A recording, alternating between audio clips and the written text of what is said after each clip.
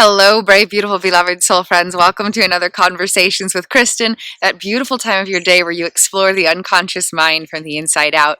So today I'd like to talk about what really causes depression.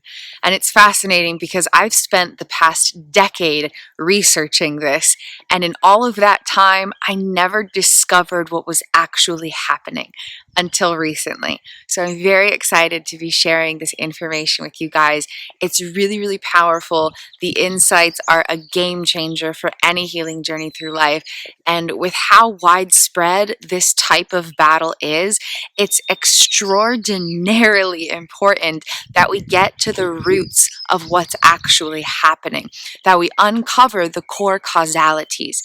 Because as long as we're addressing the symptoms or what appears to be the problem, we're never going to produce the healing that we actually desire and are worthy of.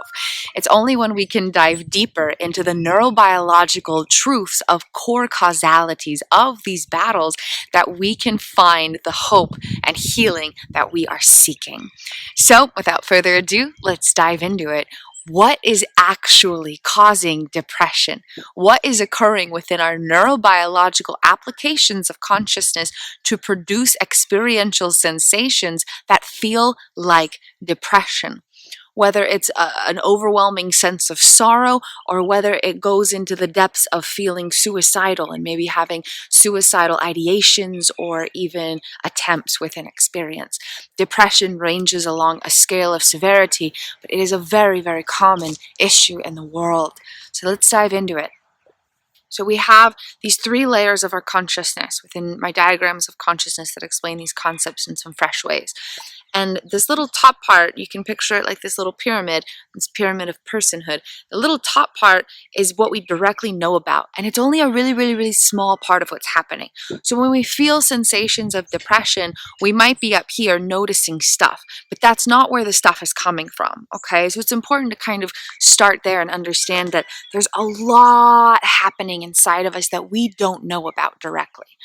There's this little peak of this really big pyramid, and we only know about that really, really, really, really, really infinitesimally small portion of it. Okay? So what's happening in all the other layers? Okay, let's dive into that. Okay, so friends, thank you so much for being here, and thank you for being you. I am so proud of your beautiful, tender courage in rising up into your personal power by lovingly befriending the miraculous consciousness that carries you.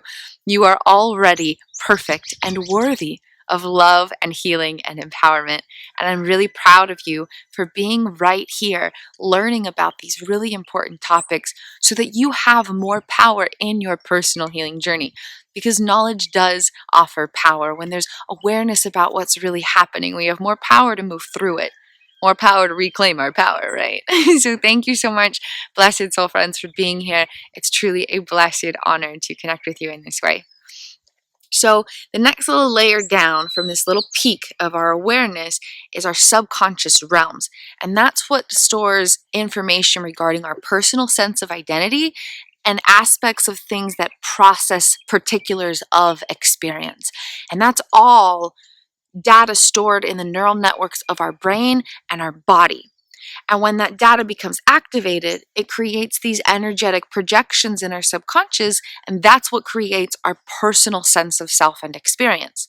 So you walk through life and you're like, oh, I love when the sun is shining. I love when there are clouds out. And then maybe someone else walks through and they're like, oh man, I wish the moon was out all the time, and I don't like clouds. I wish it was just a clear skies all the time. So these personal preferences, all of that kind of stuff, comes from our subconscious realms, okay? And we have a sense of these preferences when data storing that energetic piece of intel becomes activated and projects things subconsciously. So consciously, we might say, I appreciate that the sun is shining. But before we have that conscious thought, there were activations of subconscious data based on what's stored in neural networks that created projections, and it went through this complex process, and then it created a thought form that we unconsciously experienced. Okay, so there's all of this stuff going on inside of us beyond what we directly know about. And that's my specialty. My specialty is exploring the unconscious mind. Okay. And so there's all this stuff going on in our subconscious, and we've got our attachment systems, we've got our memory systems, we've got meaning-making associations, and then pieces of data within those three aspects of personhood string together to create subconscious timeline. And each subconscious timeline creates one particular style of thought or feeling. So you might have a piece of attachment data here, you might have a piece of memory data here, and then the collection of those two pieces automatically generates a meaning-making association. And that's one subconscious timeline, okay? And when that one subconscious timeline becomes activated based on internal and or external stimulus, it creates a certain type of thought or feeling. So every kind of thought or feeling we're having is coming from a particular subconscious timeline or a collection of subconscious timelines based on data connected within these aspects of our subconscious realms, okay? All right, with me so far? With me so far? Okay, so where does this stuff come from?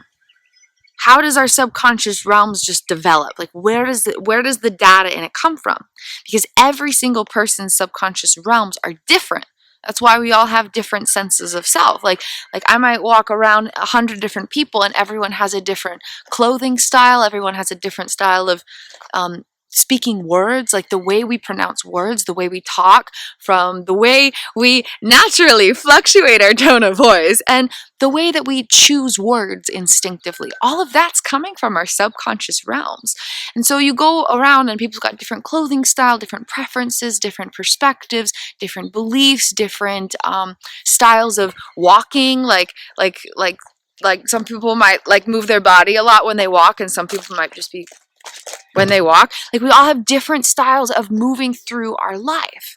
And all of that, those uniquely individualized styles of life experience, all of that comes from our subconscious realms. Okay? So where does that data come from? That data comes from life experience. Every moment of life is generating vibrational pieces of intel that then becomes stored in subconscious realms within the neural networks of our brain and our body. Okay, so each moment of life is generating vibrational pieces of data that become stored inside of subconscious realms. Okay? And it's very, very subjective. It has very little to do with the external explicits and much more to do with the internal implicits, meaning that it doesn't matter what's happening here outside, it matters how that is being processed inside. Okay? So it's very, very subjective. It's very, very subjective. Our subconscious data is not objective compilations of external experience. It's subjective pieces of energetic data based on very abstract conceptualizations of vibrational frequencies within our unconscious mind and body. Okay, so very, very subjective, lots of room for error in processing. Like things can get processed where they overlap and then produce false messages, or things can get processed where they don't connect and not be able to produce effectively produce messages. There's all kinds of stuff happening where there's subject to error with the way that automated processes translate experiential elements into subconscious data. Okay? All right, with me so far? With me so far? We're moving towards the core causalities of depression, okay? It's important to understand the structure of what's happening, though, and before we can really understand what's going on, okay? So a big part of our subconscious realms, what comprises the majority of the data, are memory systems, specifically implicit memory systems. And these are unconscious memories, emotional memories, and procedural memories. And these are completely unconscious. You have no idea that they exist, and you have no idea when they're activated. So you might have conscious memories, and you're like, okay, I go to the store, and I have this list, and I need milk, eggs, and honey. And you have this list. That's coming from a memory. You're able to get to your shopping list in your mind because of a memory. Okay? And then that's a declarative memory example. And then there are episodic or autobiographical memories. And so for that, you might be moving through life and you're like, that one time last week, and I went to the zoo and we saw giraffes and elephants, and there was actually like a circus next to the zoo. It was like big animals galore. It was a really, really cool experience. That's an example of an autobiographical or episodic memory. And those are conscious memories. But the majority of our memories are unconscious. They're implicit. Okay? And so when they become activated, we have no idea about it. And so an example of an emotional memory would be like, when it becomes activated, you might just feel this overwhelming wave of sensations. And it feels like it's something that's currently happening because some kind of piece of stimulus activated that internal data and you're experiencing the emotions right now. So it feels like it's a new emotion that's happening right here, right now. But the odds are, more likely than not, it's actually a projection of an emotional memory. And so you don't know that they're being activated. You don't know that that piece of your personal experience in the moment is coming from a memory. There's no awareness of that. Our brain doesn't work that way. Our brain doesn't let us know when unconscious memories are activated. They're just activated and contributing to life experience beyond awareness. Okay, and then an example of an implicit procedural memory being activated is instinctively knowing how to do something or instinctively being able to recognize something. And so if you look around and you're able to understand that this is a tree, that is the activation of an implicit procedural memory. You're not looking at it like, oh my God, what is this giant thing? I don't understand. It's like huge and it's like overpowering because it's much larger than me and it's moving. Is it threatening me? Is it threatening me? Well, no, like you're like, okay, it's a tree and it's gently swaying with a breeze. Like your ability to recognize things on a daily basis and your ability to know how to move through and do stuff. Like if you feel a sensation of hunger, you might think, okay, I'm going to go look for food. How do you know how to do that? How do you know how to recognize an internal feeling and connect it with an external action? You're not like, oh my God, what's this weird pain in me? Am I dying? Oh my God, am I dying? What do I do? How do I... Or you don't recognize it and be like, I'm hungry. Oh my God, what do I do? How do I respond to a sensation of hunger? I feel like there's something I need to do, but I have no idea what it is. Shoot. No, like you have some kind of instinctive knowing about how to recognize and respond to this stuff. Those are all activation of implicit procedural memories. They're action patterns. They're automated instinctive abilities of knowing how to know something and knowing how to do something. Okay, so implicit memories create the majority of what is housed inside of subconscious realms. Okay, and then the next layer down, so we've got this pyramid of personhood, right? We've got this little peak that we're aware of, and then we've got these subconscious realms, and then we've got these unconscious states. And those are ways that our body regulates things that contribute to styles of personal experience. They don't automatically generate it, but they contribute to the energetic flow of personal experience. So personal experience particulars come from subconscious realms and activation of that data. But the styles in which energetic vibrations flow inside of us is really affected by unconscious states. And so that's things like hormones and neurotransmitters and nervous systems and cranial nerves and our body senses and the integrative connectivity of various brain regions, the left brain connecting with the right brain through the corpus callosum, the forebrain connecting with the hindbrain through complex processes, all of these different things, the ability for our conceptual mind to connect with our physical body, the ability for our brain to connect with the rest of what's going on inside of our body, all of that is happening in our unconscious states through regulatory protocols, okay? But here's the thing. Regulatory protocols largely depend on implicit procedural memories. Our body knows how to do a lot of what it knows how to do based on the implicit data in subconscious realms. And so there's this direct interplay between these aspects of personhood, which means that our body knows how to regulate itself based on the subjective processing of pieces of past experiences. This is really important, okay? So, what's happening to cause the vast majority of instances of depression is unconscious activation of implicit procedural memories associated with unfulfilled attachment needs that are causing dysregulation in the unconscious body. That is the core causality of most cases of depression. unconscious activation of implicit memory systems based on unfulfilled attachment needs that are affecting regulatory capacities of the unconscious body. Okay? And so this is one reason that something like antidepressants is not going to help bring resolution, because addressing the dysregulation of neurotransmitters is not getting to the root of the problem. Why are the neurotransmitters dysregulated? It's because of activation of implicit protocols based on this memory data that's not fully integrated because there's an underlying attachment need that has not been fulfilled.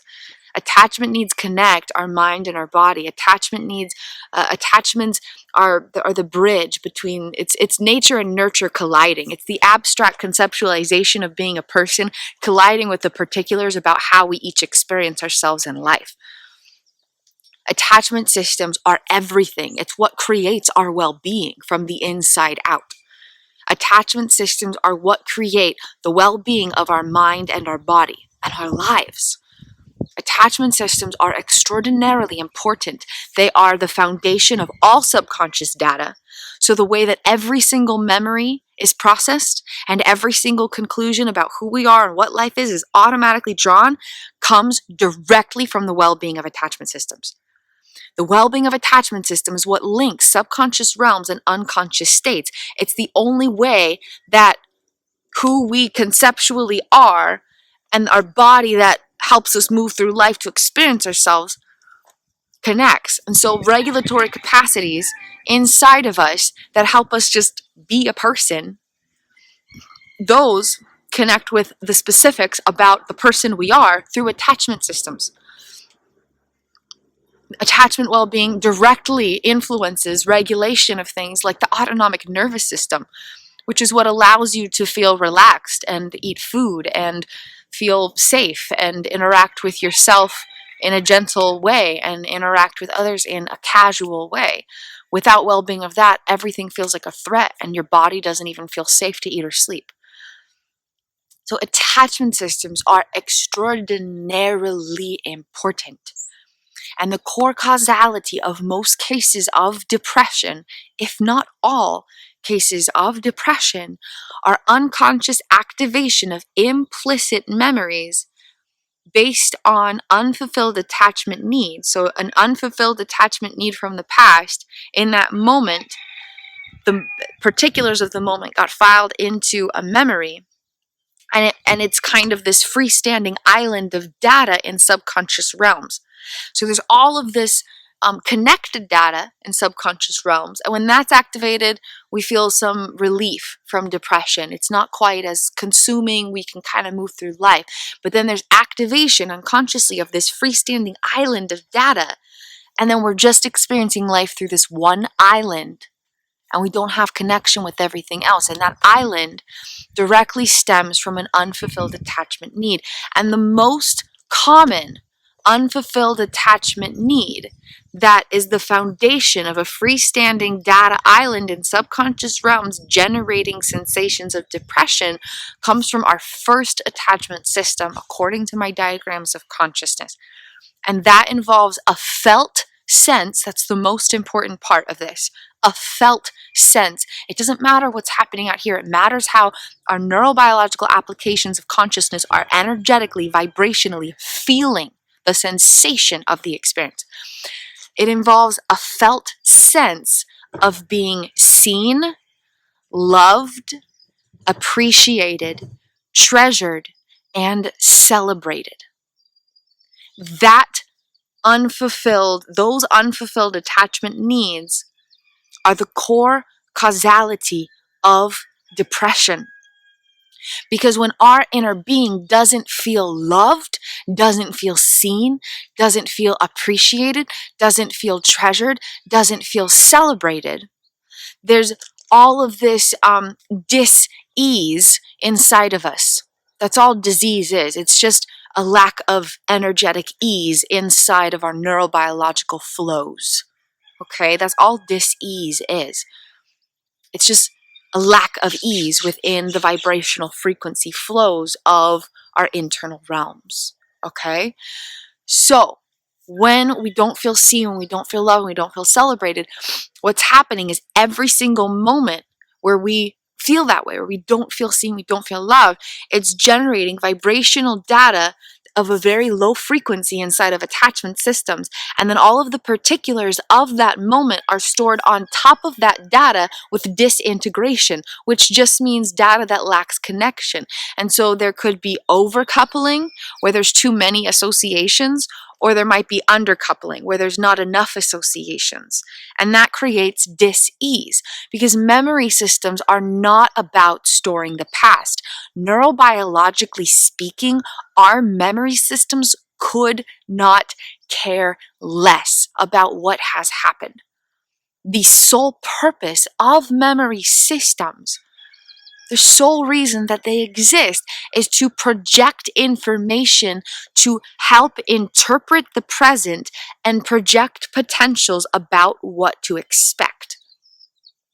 And so when there are experiences of depression, what's happening is there are projections of memory system data housed on top of or connected with pieces of attachment data vibrating at a low frequency based on unfulfilled attachment needs. And those projections are creating the moments of experience within this reality where there is depression.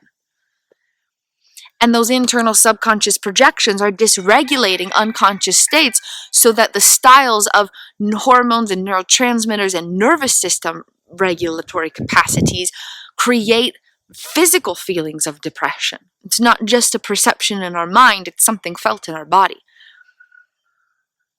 There might be dorsal vagal activation chronically. There might be dysregulatory capacities of hormones and neurotransmitters, so things like serotonin and stuff aren't being produced in their optimal capacities. But it's all coming from unfulfilled attachment needs.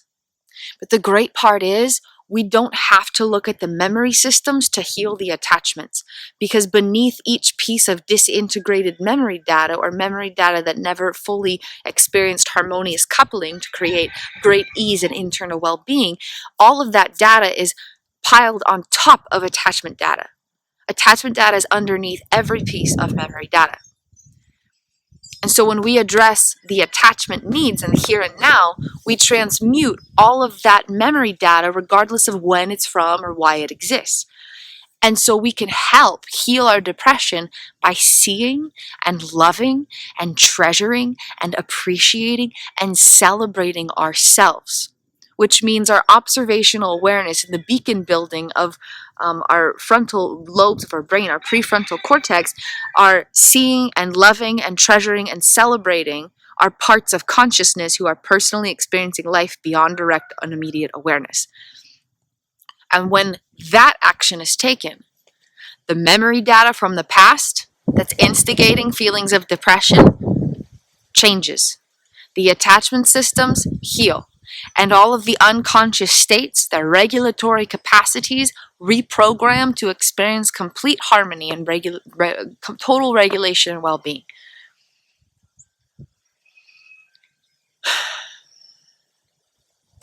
Okay, so friends, the core causality of most, if not all, experiences of depression are activation, unconscious activation of implicit memory systems filed on top of low vibrational frequencies of attachment data, which means attachment needs that have not been fulfilled energetically, vibrationally.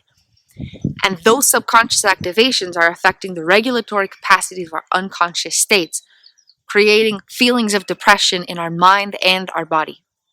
That's what's creating depression. And so when we try and address the hormones and neurotransmitters through something like antidepressants, we're not getting to the root of the problem, because the problem isn't there. That's not where it's coming from. It's coming from the things that are managing the regulatory states, which comes from subconscious data. The regulatory protocols of our body, the automated way that our body knows how to move through things, comes from the well-being of subconscious intel. And the great part is, though, we don't have to go back and transmute the memories. We don't have to go back and look at all of these things that made us feel unseen. We don't have to go back to that time where we felt really unloved. We don't have to do that. That is not the most effective way to experience healing. Sometimes it can actually reduce healing because then you're growing the neural networks causing those feelings instead of transforming them. Okay? So when it comes to any mental health battle, any and all mental health battles are 100% curable. There's no such thing as an incurable mental health battle. That does not exist. It doesn't exist. There's no such thing as an incurable mental health battle. Don't believe everything you read on Google. Don't believe everything you read on Google. Any and every internal battle can 100% heal and resolve once the core causalities are effectively addressed. So that's a two-part process. The first step is figuring out where it's coming from. You got to recognize the core neural networks generating the particulars. And then the second part is knowing how to transmute them, how to rewire them, okay? So the first part is recognizing them. So imagine that your inner being is this infinite mansion with 500 trillion doors. Imagine your inner being as this infinite palace with 500 trillion doors. And your job is to find one particular door. If you go in and you're just randomly looking for that one door, you're literally going to be wandering for the rest of your life. Which is sometimes what happens when we're in these experiences where there's decades of mental health treatment that don't bring resolution. Okay? And so it's important to have a very specific map that says, okay, I go here, and then the door I'm looking for is right there. And then you're not wandering through a mansion looking for one door in 500 trillion options. You know exactly what hallways to walk down. You know exactly what door to knock on. And then the second part is knowing how to rewire the neural network, how to walk through that door once you find it. Because if you rewire it in a certain way, then the neural network is just going to expand in size. And then it's going to create more of those automated sensations of experience. There will be more feelings of depression. But when you know how to transmute the neural network so that the shape of it changes, you don't want to grow its size, you want to shift its shape, then the entire structure of the neural network transforms so it produces a completely different style of automated experience. You get that? You get the difference between that? If there's not an effective approach, once you find the neural network that needs to be changed, then it gets bigger, it grows in size, and then it creates more of those automated feelings. There will be more depression. But when you rewire the neural network so its shape changes, then the neural network creating depression no longer exists, and there's a completely new neural network that creates a completely new feeling of experience, and that's where there's no more depression. It doesn't exist anymore. It does not exist because what was creating it no longer exists. And then there's completely different regulatory capacities of the unconscious body because there's new protocols about how the body can go about creating these automated particulars of regulation. Okay? So you just got to know what neural network to address and how to address it, what door to find and how to walk through the door. And once you do that, depression can heal in a few months or maybe a couple years if there's really deep things to heal and rewire. It just depends how many freestanding data islands there are, okay? So if you got one moment of an unfulfilled attachment need, that creates one freestanding data island. And when that's activated, it produces dis-ease. And so there might be one freestanding data island, there might be 1,000 freestanding data islands. And so how many freestanding data islands there are determines how long the healing journey is really going to take. But it's still going to be a much smoother ride with continual growth than if you didn't know exactly what neural network to rewire and exactly how to go about rewiring it. So what what might have been a 10 to 20 year recovery could be down to 6 months to 2 years. It's just a matter of finding what actually needs to be healed. Okay? And that's where I come in. I'm a consciousness consultant, and I connect with soul friends across the globe one-on-one, and we dive deep into the healing journey of life. And I help guide you into an understanding of what's actually happening to cause your internal experiences and how you can respond to rewire the data so that you can reclaim power within yourself and your life experience. So you can liberate your consciousness and transform your life experience from the inside out. If you'd ever like to get together through a consciousness consulting call, I would be absolutely honored to serve as a healing journey guide for you. You can find out more about who I am and what I do, or go ahead and book a session with me at KristinWindsor.com. And that link is here in the video description below. I also have a series of free gifts for you guys. I've created an extensive variety of super mega magics, and each one it just gets more powerful and more magical as you go. There's a lot of good stuff. It can help you understand stuff about your subconscious realms, help you have nice tricks to be there for your parts of consciousness, help you have tools to rewire your neural networks in very doable ways, help you understand activation of unconscious memory systems. There's all kinds of goodies. So please feel free to grab those at KristinWindsor.com/gifts. And some of them match up with YouTube videos here. So there's a visual and or a audio thing to match with something that you read.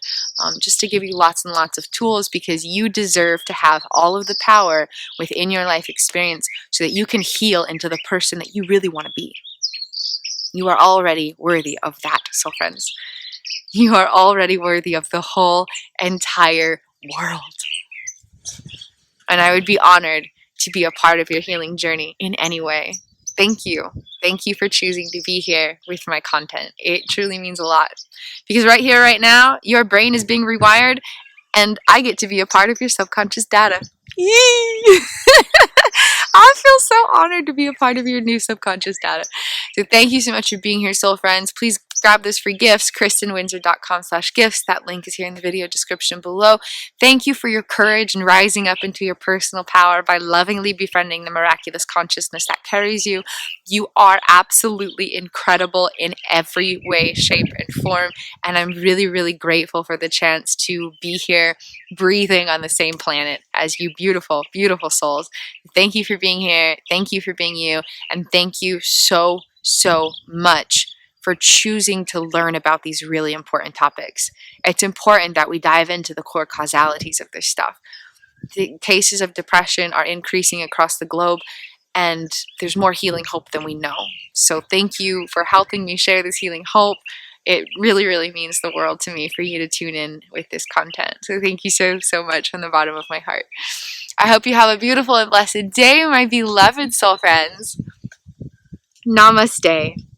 The love and light in my miraculous consciousness sees and honors the love and light in your miraculous consciousness. Infinite blessings to every part of your miraculous being. And I will see you next time. And if you liked hanging out, and if you learned something new, or if you just want to spread a little overall positivity in the world, I welcome you to click the like and subscribe button. I really appreciate your support on my channel. I always feel like a goober saying that.